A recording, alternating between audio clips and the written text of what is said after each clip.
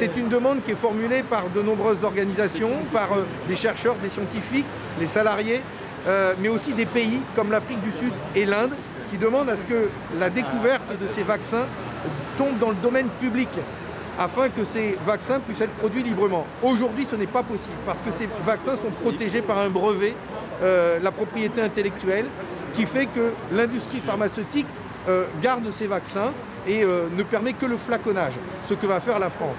Et donc, pour pouvoir vacciner librement et largement dans tous les pays, il faut que ces vaccins tombent dans le domaine public. Donc nous demandons à Pfizer de lever les brevets sur les vaccins.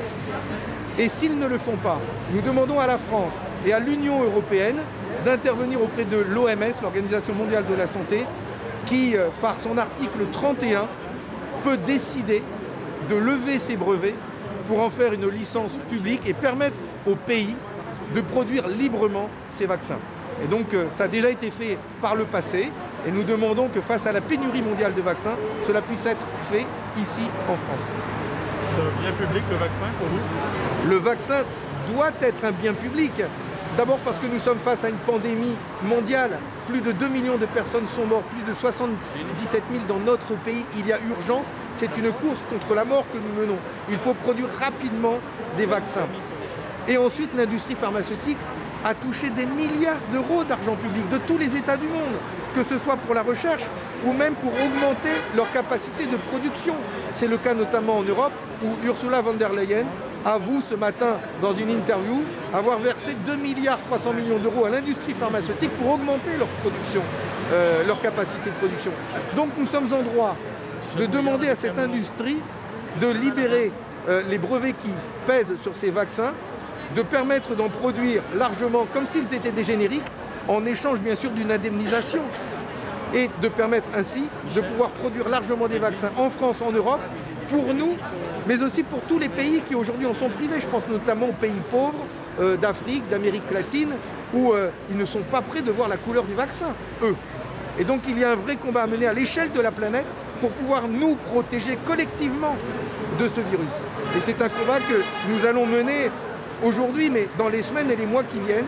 Et je vois que de nombreux scientifiques, des chercheurs des pays comme l'Afrique du Sud et l'Inde mènent aussi ce combat. Donc il faut que l'on s'y mette tous ensemble dans la diversité de nos opinions pour gagner ce combat au nom de l'intérêt général contre l'intérêt particulier des actionnaires.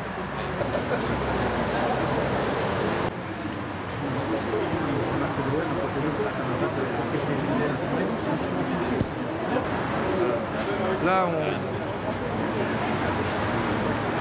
peut pas avancer un peu pour qu'on voit Pfizer.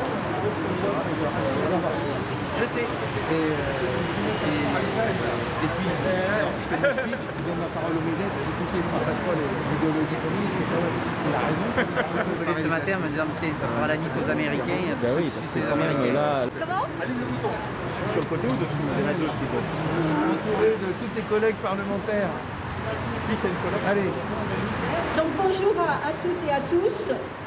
Nous sommes ici donc à l'initiative du Parti communiste français face à Pfizer pour exprimer une nouvelle fois notre colère par rapport à ce qui se passe ici en France. Je dois dire que c'est dans le prolongement de l'initiative qu'on a eu la semaine dernière devant un site de Gentilly à Sanofi, où nous étions nombreux et nombreux à dénoncer ce que vous savez pertinemment, c'est-à-dire Sanofi qui licencie 1000 suppressions d'emplois, dont 400 chercheurs. Et on peut se demander dans le pays de Pasteur pourquoi aujourd'hui il n'y a pas de vaccin et de traitement français, pourquoi un grand laboratoire, un des plus grands au niveau européen et au niveau mondial, eh bien, prend autant de retard alors qu'il pressure ses salariés. Et les salariés sont présents, sont dans la lutte et ils dénoncent effectivement cette politique. Alors qu'est-ce qu'on dit aujourd'hui en étant devant Pfizer? Parce que Pfizer annonce aussi des retards. On voit que c'est un problème récurrent au niveau de l'Europe, mais c'est particulièrement prégnant au niveau de la France. Et après le scandale des masques, de toutes les protections pour les soignants, pour les populations, après le scandale des tests, on assiste quand même en France à un retard terrible au niveau de la production des vaccins. Alors l'État nous dit qu'il fait ce qu'il peut. L'État nous dit que ce soit à l'Assemblée nationale ou que ce soit au Sénat, qu'il n'y a pas d'autres choses possibles. Et je suis entourée effectivement d'amis et de camarades parlementaires qui vont aussi exprimer leur colère, que l'on partage. L'État dit qu'il ne peut pas, mais je suis désolée, au Sénat, avec mon camarade notamment Pascal Savoldelli, mais aussi avec Jérémy Bacchi, je ne vais pas tous les citer, là je cite que les sénateurs, je suis un peu chauvine. Mais au Sénat, on a posé 2 questions d'actualité au mois de janvier pour demander à l'État des comptes, c'est-à-dire comment il va contraindre effectivement les labos à produire. Parce que c'est ça le problème, des situations qui sont dramatiques en France, en Europe et dans le monde. Quand on pose cette question-là à l'État, il répond finalement par une certaine impuissance. Qu'est-ce que nous disons-nous? Nous disons d'abord qu'il y a aujourd'hui dans la loi des possibilités de contraindre les grands labos à produire plus de médicaments. Comment? Eh bien, il faut se débarrasser déjà des brevets. Il y a la licence d'office. C'est quelque chose qui permet effectivement d'avoir la priorité en quelque sorte intellectuelle pour pouvoir utiliser et mettre dans le bien commun finalement. C'est ce que nous portons au niveau de l'Assemblée nationale et c'est très important qu'aujourd'hui le gouvernement, et c'est possible, ça existe dans d'autres pays, ça s'est fait au Brésil, ça se fait en Suisse. Je vais enlever le masque.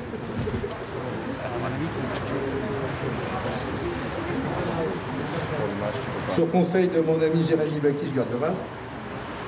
Lui, il ne veut pas l'enlever parce que le masque de l'OM.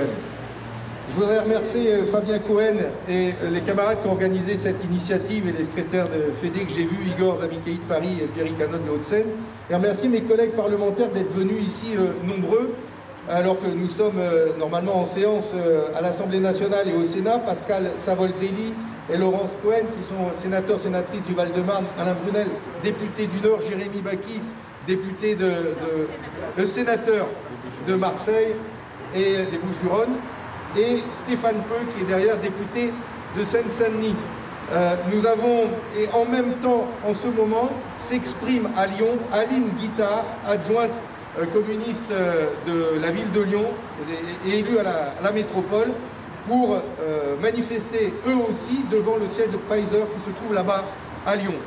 Nous avons, par notre présence, voulu ici manifester notre colère, comme vient d'exprimer Laurence, mais surtout porter 2 revendications importantes. La première, c'est que les vaccins qui ont été découverts par les différents laboratoires pharmaceutiques doivent tomber dans le domaine public, et c'est la demande que nous formulons à Pfizer, ici, qui est le premier laboratoire à avoir mis sur le marché un vaccin contre la pandémie.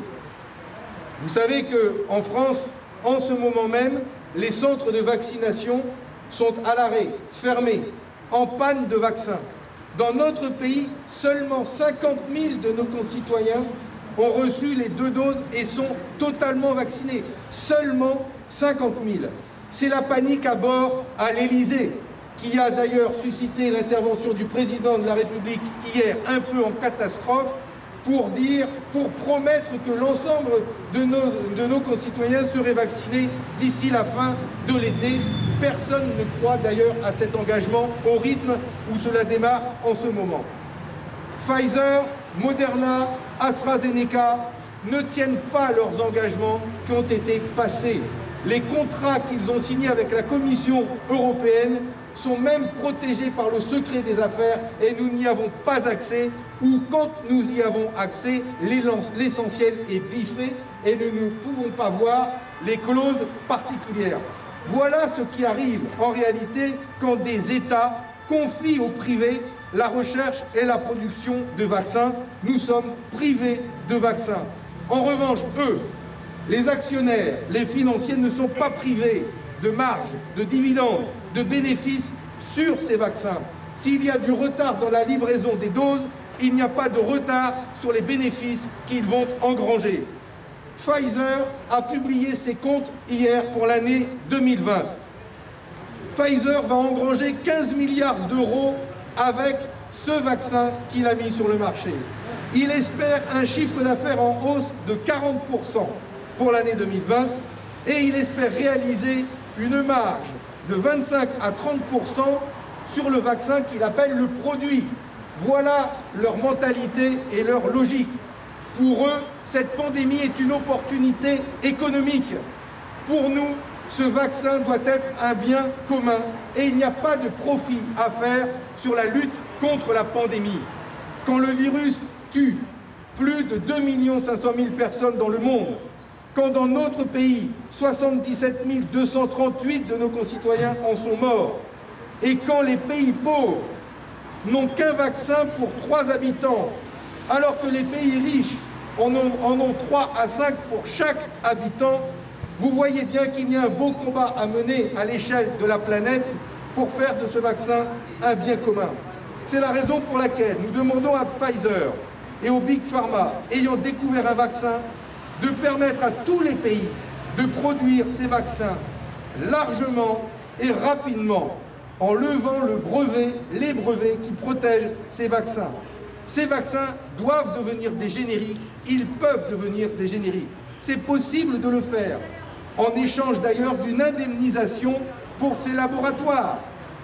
S'ils ne le font pas, et c'est la deuxième chose que nous demandons à la France et à l'Union européenne de se joindre à l'Inde et à l'Afrique du Sud pour demander à l'Organisation mondiale de la santé d'enclencher la procédure de licence publique au nom de l'article 31 de l'OMS qui oblige l'industrie pharmaceutique à délivrer la formule de leur vaccin aux pays qui les demandent. C'est une procédure d'urgence sanitaire inscrite dans la réglementation internationale et qui existe et qui peut être enclenchée quand il y a pénurie de médicaments ou pénurie de vaccins, ce qui est le cas en ce moment. L'ensemble des États, comme l'Union européenne, sont dans leur droit de faire cette demande. Ils nous représentent d'ailleurs, et c'est avec notre argent que ces vaccins ont été découverts. Au niveau mondial, 12 milliards d'euros ont été mobilisés pour la recherche des vaccins, dont 8 milliards d'euros d'argent public versés à ces entreprises, dont Pfizer. Au niveau européen, Ursula von der Leyen avoue ce matin dans une interview que l'Union européenne a versé 2,7 milliards d'argent public à l'industrie pharmaceutique pour financer l'augmentation de leur capacité de production. Ce n'est pas pour acheter des doses, mais des subventions pour augmenter leur capacité de production. Et en France, ce sont 6,4 milliards de crédits impôt recherche donnés au privé, dont l'industrie pharmaceutique, et ils en ont donc largement bénéficié. Alors oui, il y a tellement eu d'argent public injecté que nous sommes en droit de demander que ces vaccins soient publics. Et nous sommes nombreux à porter cette exigence en France et en Europe. Les salariés de ces entreprises, les syndicats portent cette exigence, des chercheurs, des épidémiologistes et des forces politiques comme nous, représentés ici avec leurs parlementaires, et nous mènerons cette exigence aussi au Parlement. En Europe, nous menons cette bataille avec la pétition « Pas de profit sur la pandémie » que nous avons lancée il y a plusieurs mois. Pas de propriété sur les brevets. Voilà ce que nous disons aujourd'hui pour demander à partager largement cette pétition européenne, qui est une pétition d'initiative citoyenne dont l'objectif est de recueillir 1 million de signatures à l'échelle de l'Union européenne pour demander la levée sur les vaccins. Quand nous défendons l'intérêt général, eux défendent l'intérêt particulier, celui des actionnaires, celui des intérêts privés. Oui, il y a besoin d'un pôle public, comme ça a été dit par ma collègue juste avant. Mobilisons-nous en France et en Europe. En nous y mettant tous, nous pouvons gagner. Ce sera une bataille de longue durée, mais il nous faut la mener. Je vous remercie.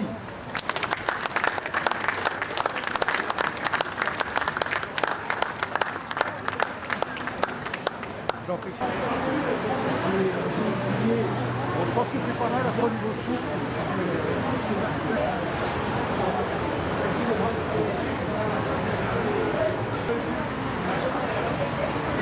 Karim. Excuse-moi Karim.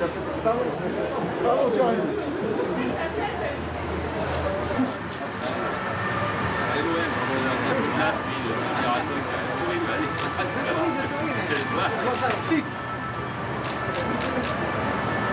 Même qui dit jamais. Ouais. non, mais toi, t'es sévère.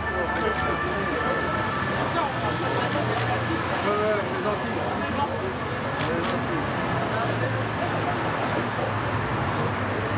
Dans la droite?